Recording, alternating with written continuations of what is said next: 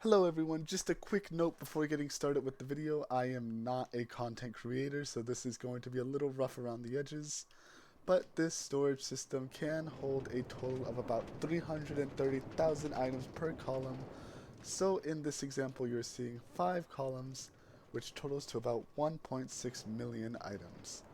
I am going to try to leave every resource I use to make this build in the description, as well as chapters so you can skip around for what you need. This schematic will need a bit of a video tutorial, so I do highly suggest watching this as it is not simply plug and play. So I'm going to go on with the video. Hello, I am here with a create mod tutorial on how to make this storage system. Now, as you can see, this is actually 5 columns of vaults, each with 3 vaults. So, just as a little demonstration, we're going to go over here to deposit items.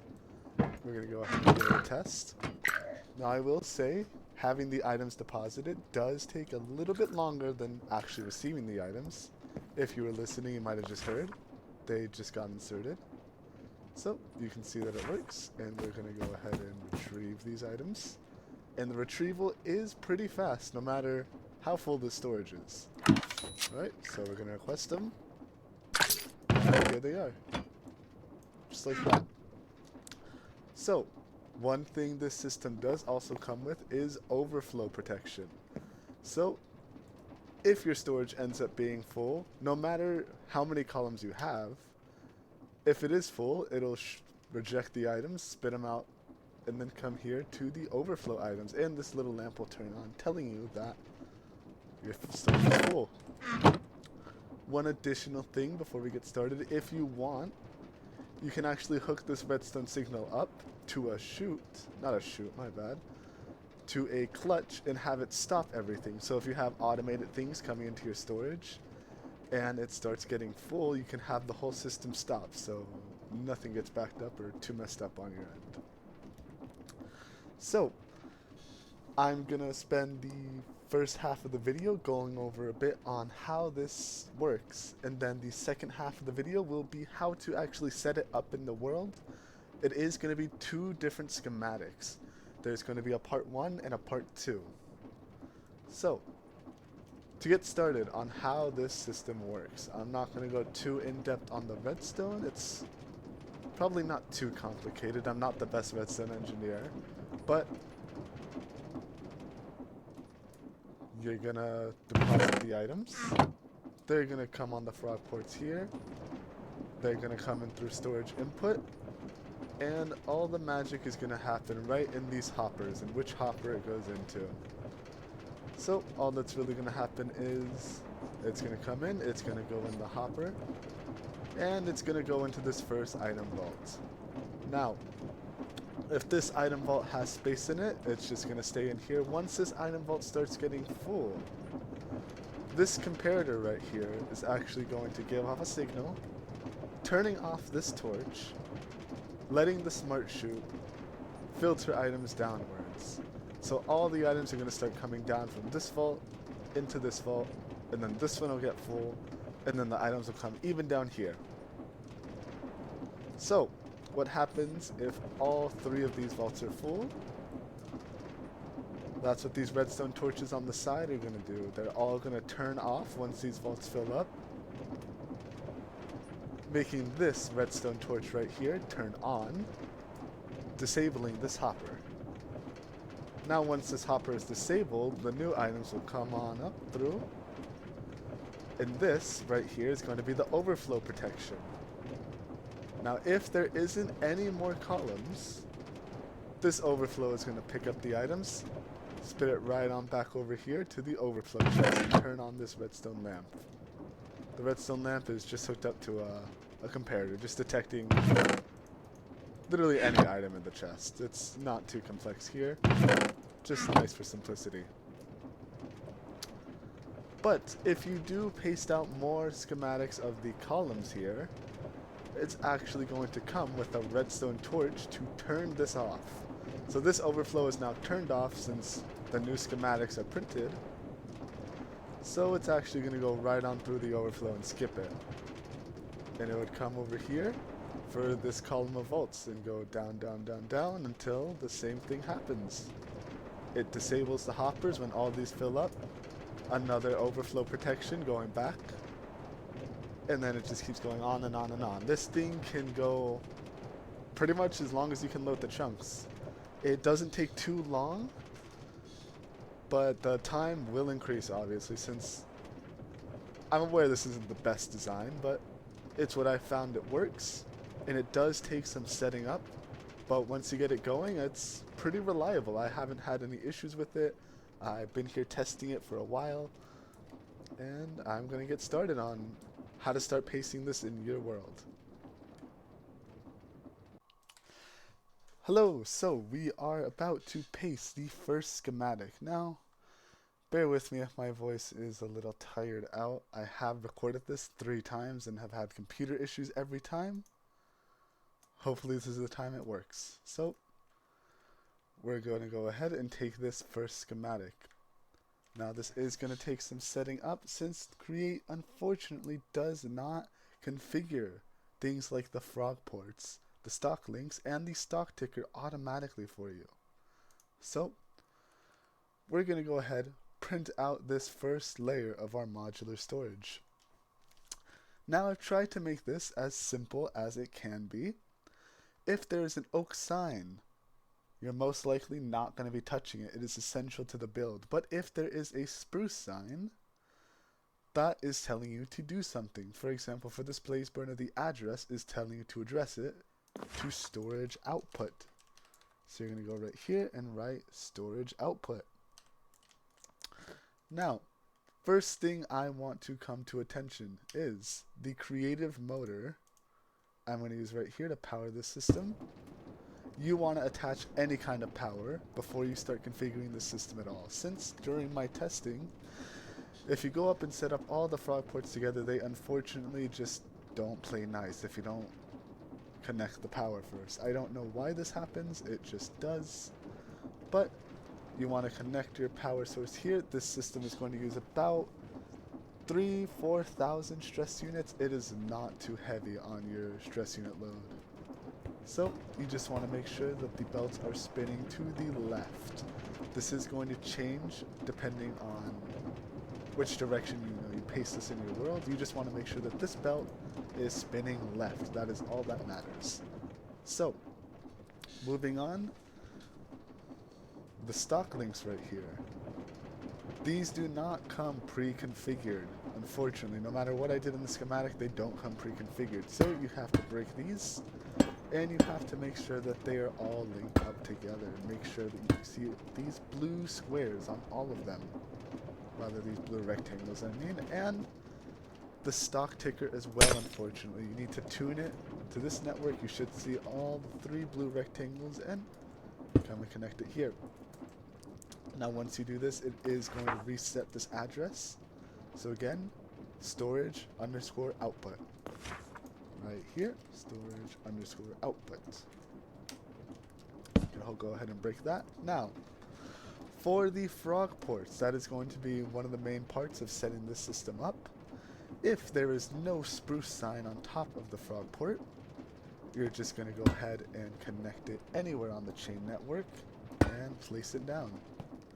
Now, if they have a spruce sign, you are going to have to name these frog ports. So this one is going to be named storage underscore output. So, connect it here. We're going to name him storage underscore output. Going to go ahead and click confirm. And that's basically what you're going to do for this entire build. Now, we do have one right here for overflow. Right here, we're going to connect him. Make sure you put the name overflow. Now, one other thing is going to be these levers. Unfortunately, again, in these schematics, the levers, for some reason, even though we both see that it's on, it's not actually on. You need to flick it off and then flick it back on for it to actually register the redstone signal. So we're actually going to need to do this for the whole build. See these 3 levers right here? We're going to make sure we have some engineer's goggles on. you want to make sure that these are at an analog strength of 14 out of 15. So right click and then shift right click. We should be able to see the redstone down here. Now, this texture pack I am using is the matte pack. I will leave the description down below for anyone that wants to use it, but it is not necessary. It is just a texture pack that I use. Now, 14 out of 15, we want to make sure this redstone down here turns on. Alright, we're good to go. There are a few more levers in this build, namely these two right here. Off and on, off and on. And there is going to be under the columns another lever here. Off and on. Now that's the levers taken care of, we need to worry about the frog ports. Now again, the name's going to be on the top. This one's going to be named column 1 underscore deposit. So anywhere on the chain network, put them here. Column 1 underscore deposit. Okay. Now again, these ones do not have names, so you're just going to go ahead and connect them. Just like that. Now, if you are troubleshooting, looking for any frog ports that aren't connected to the system, a very easy way to tell is you'll see this one is not connected, he's just staring off into nothing. If they are connected, you'll also be able to see with the wrench, their connection. You have to actually hover over them to see it. And they will always be facing the chains. See, this guy, he isn't facing anything. This one is facing the chains. So, we're going to name this one storage input. Now, you don't have to worry too much about which exact point you connect them to. As long as it's anywhere on the chain network, the package will be able to route itself. So, column 1 uppies. I did have a little bit of fun with this name. I'm going to go ahead and do column 1 underscore uppies. Alright.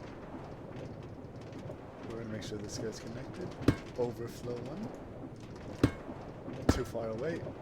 Gotta make sure it's green or else things just won't work out. Again, I know I already flicked these, but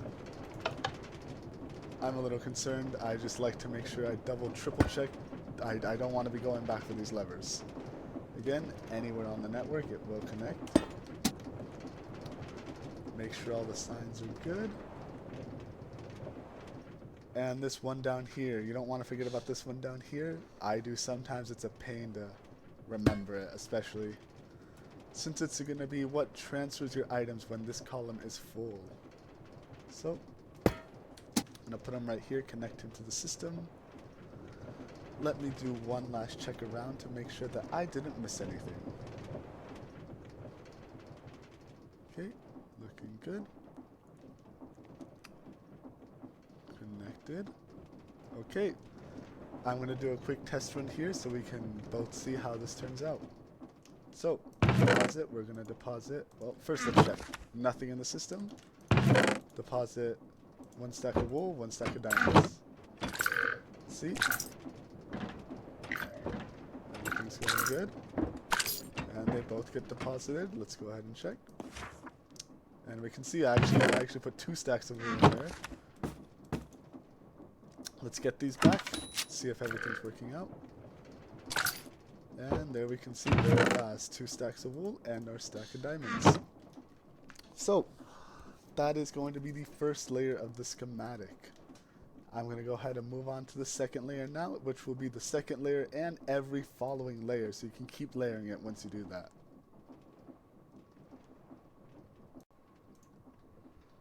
So, we are now moving on to the second schematic of our modular storage. So we're going to go ahead and grab the second column. This is going to be the second schematic you are going to use for every following layer of this build. So we're going to want to bring it up to the same Y level. And we want the vaults to be facing the correct way, so we're going to rotate it. The front side should just be empty, the back side will have all the redstone. So we're just going to line it up here, make sure everything looks nice. Alright. believe this is the same Y. Okay, and we're going to bring this closer. We're going to want 4 blocks of space in between these vaults. So they're together right now. We're going to go ahead and count. 1, 2, 3, 4. So I'm going to grab a piece of wool just to confirm. 1, 2, 3, 4. That's the amount of space in between the vaults.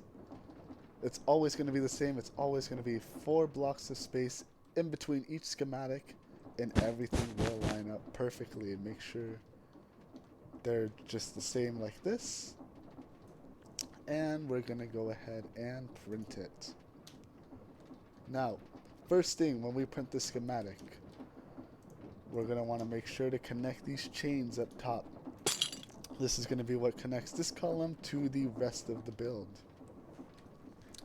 Now, you should have previously already watched, as we did before, setting up these frog ports. The spruce signs mean that we have to name these. If there is no spruce sign, then we're just going to go ahead and break these and connect them to the storage.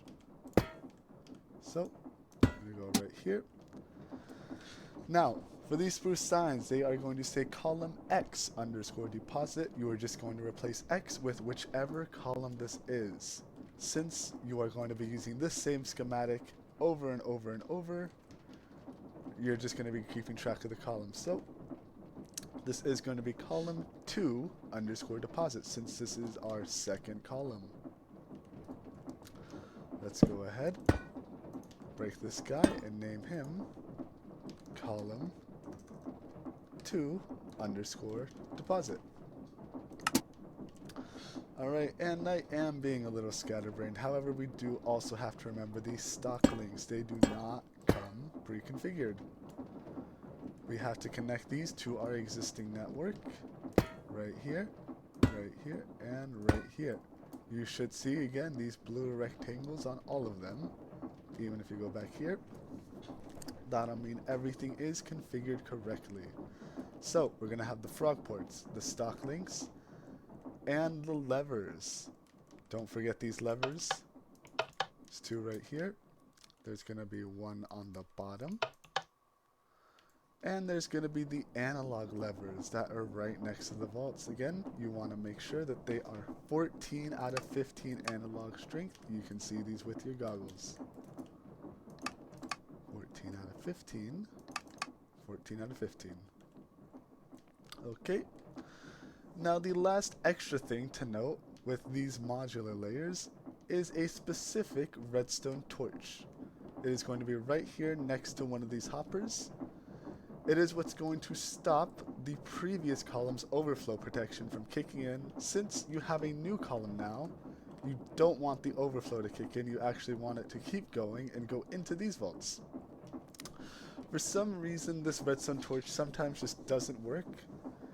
But to fix it entirely, all you have to do is just break it and place it down. Again, just like with the levers, for some reason it just doesn't update. Just make sure to redo it, make sure everything's updated. So, we're going to go around connecting all these frog ports. And again, we have to change this. This is column 2, but if this was column 3, we would write column 3 underscore deposit. And we have these spruce signs saying, change me for the correct column. Make sure to change it. This frog port doesn't need to be named anything. Connect them, just like that. Column 2 underscore deposit. And again, change to whichever column you're working on. Overflow. Overflow is always going to be the same. You don't change the overflow. Connect him anywhere he can fit, just like that. Column X underscore uppies. That's going to be column 2 underscore uppies. Column 2 underscore uppies, just like that. Again, we're going to go around with our wrench, making sure everything is connected. You don't want to forget this bottom one. Again, make sure you flick this lever on and off and connect this guy. But spruce sign here, change me for the correct column. Now this is column 2, so we don't have to change anything. But again, column 3, 4, 5, anything. We're going to keep it to 2 since this is our second column. Don't need to name this guy, just connect him anywhere he fits. Okay. We're going to do one final test right now. Nothing currently in there. We're going to put a piece of white wool. Make sure it goes through like normal. And it's deposited. Take it out. Now we want to make sure this new vault works fine. So we need to simulate this vault being full. We're going to do that by just breaking this, placing a redstone torch right here on top of the smart chute. This is basically what would happen if this item vault is full. It would just send a redstone signal here. So we're going to do that for every vault in this column. Now we're pretending that this first column is full. What's going to happen if we start depositing items? We're going to put some wool in there and some diamonds as well. We're going to watch the packages. Oh, they go up to the second column. And they're deposited. Alright, let's see if we can find them. Right here. Let's send them.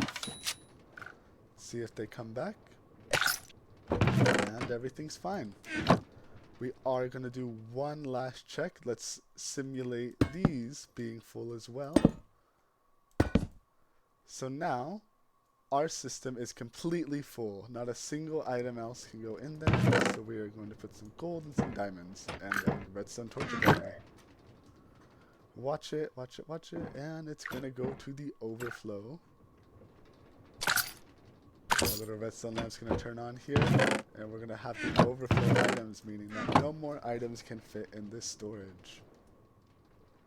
So, to keep going more and more to the left, you're just going to repeat this same exact process for every following layer. And everything will work out. I hope you guys do enjoy this design. Please feel free to modify, edit, or change it.